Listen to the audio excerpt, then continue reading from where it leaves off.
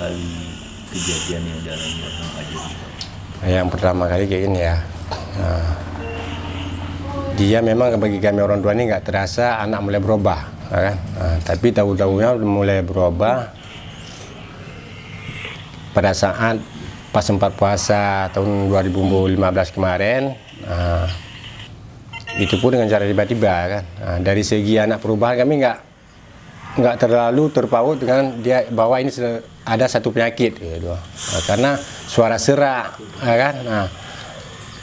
Kan biasa anak-anak mulai serak suara kayak biasanya mau demam ataupun batuk kan. Dengan karena anak-anak kita orang dewasa pun kayak gitu juga merasakan ya kan. Tapi ini tiba-tiba kata dokter, kan bukan dokter, menteri yang mau menteri orang kampung juga di sini, orang kecamatan di sini juga, Pak Neni. Beliau mengatakan ini anak nampaknya ini kelebihan hormon. Kita kan kaget dengan apa itu kelebihan hormon, kita pun kurang jelas ya kan. Pas suatu hari kami konsul ke sana dengan Pak Neni, disarankan ke Dokter Aris, dokter anak di Melabuh kan. Begitu pulang dari sana, 2 hari menjelang ke depannya kami ke Dokter Aris. Udah habis sampai ke Dokter Aris mengatakan itu udah positif perubahan anak, berarti kelebihan hormon tulang kan. Berarti dia udah mulai nampak ini jambangnya udah mulai nampak ya kan. Ini bulu matanya udah mulai memanjang ya kan. Kumisan ya kan. Ini bulu di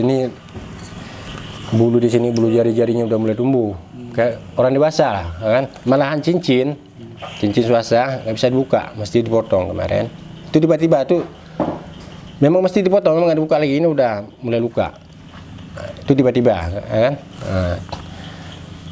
Pas siap lebaran kami ke Banda bawa dia.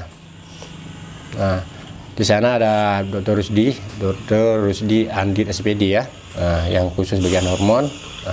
Sampai di sana udah jelas dipositifkan anak kelebihan hormon tulang.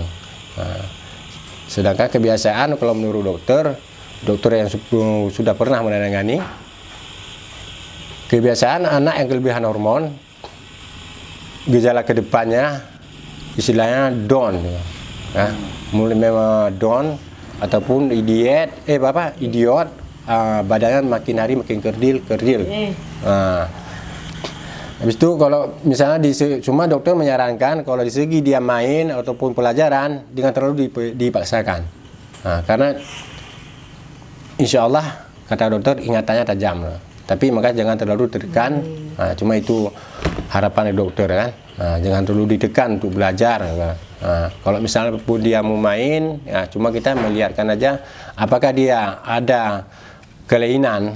Kalau istilah dokter bilang kelainan seks, ya kan? Tapi alhamdulillah dia nggak pernah. Malah di Banda hari kedua kami di sana dia pernah nguji saraf secara tradisi ya. Pakai mainan perempuan, pakai mainan laki, di sini anak perempuan, anak sebaya dengan dia kan. Tapi dia nggak pernah open tuh punya perempuan. Dia tetap milih punya sendiri, dia punya anak laki. Kebiasaan kata dokter, kalau anak kelebihan hormon pasti dia ada kelainan, tapi ini alhamdulillah enggak. Habis itu ginjal kata dokter cek di Prodia, hari pertama ngecek dokter sendiri ya kan kurang yakin kalau dia nggak kena ginjal.